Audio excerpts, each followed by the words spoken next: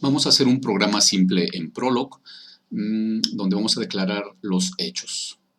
Le doy dos clics aquí, me abre la consola, y para declarar los hechos lo más fácil es hacer una base de datos en un archivo de Prolog. Para generar mi archivo le doy aquí en File y en Nuevo Archivo.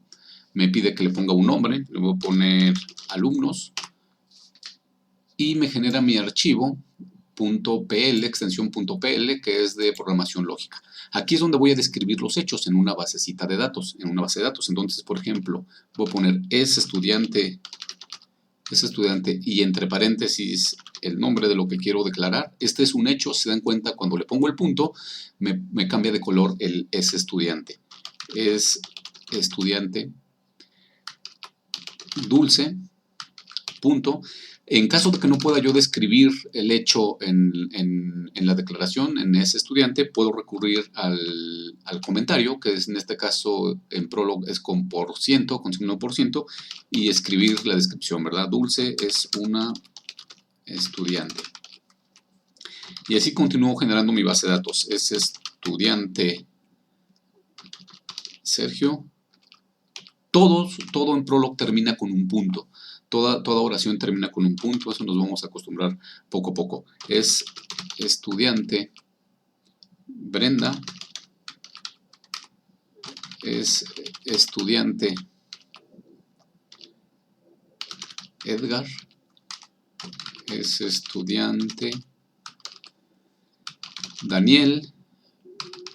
Las variables en Prolog comienzan con mayúscula, entonces se doy cuenta, yo le pongo con mayúscula Daniel, me lo cambia de nombre y me generaría un warning, ¿no? Entonces por eso lo estoy escribiendo con minúscula.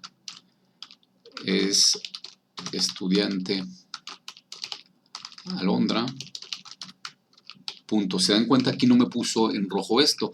¿Por qué? Porque puse un error, aquí tengo un error y lo puse con mayúscula, entonces es como si fuera otra declaración de hecho. Ahora sí, ya lo tengo en rojo y ya tengo mi base de datos de hechos. Lo que queda es guardar, primero salvar buffer, y ahora la compilo. Para compilarle simplemente le doy aquí en compilar el buffer, y regreso a mi consola. Entonces, si veo en mi consola, ya está la compilación. Ahora, para empezar a usar esa base de datos, lo que yo tengo que hacer es consultarla. En la consola le doy File, Consultar, y elijo mi base de datos, ¿no? En este caso se llama alumnos. Le doy a abrir, y aquí dice alumnos. Simplemente la ha compilado y ahora ya la puedo consultar. Como es una base muy chiquita, pues no duró nada en cargarla, ¿sí? Ahora, todo termina con un punto. Entonces, voy a consultar. Es estudiante Brenda.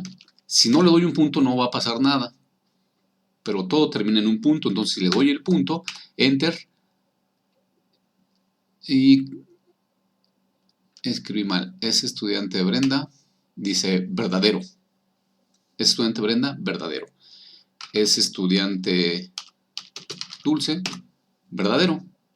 Es estudiante Edgar, verdadero.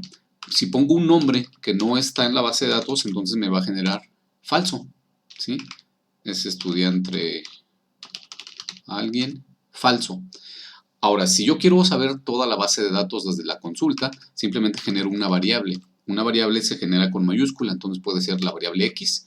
Y le doy Enter y me va a generar toda la base de datos. Para pasar de uno a otro es con punto y coma. Le doy punto y coma, dice Juan, Dulce, Sergio, Brenda, Edgar, Daniel y Alondra, ¿sí? Entonces esa es toda mi base de datos que tengo, que son estudiantes.